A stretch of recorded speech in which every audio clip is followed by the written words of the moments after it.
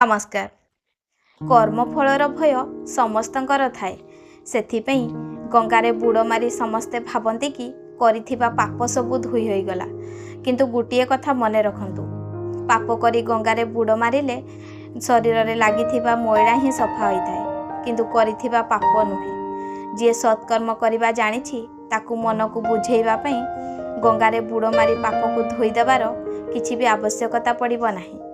पाप आम शरीर द्वारा होई न थाए, पाप आम मन द्वारा ही होई थाए। कारण आम मन जहा कही थाए आमे सेई भली ही कर्म करि थाउ, ताहा सत्कर्म हो कि कुकर्म।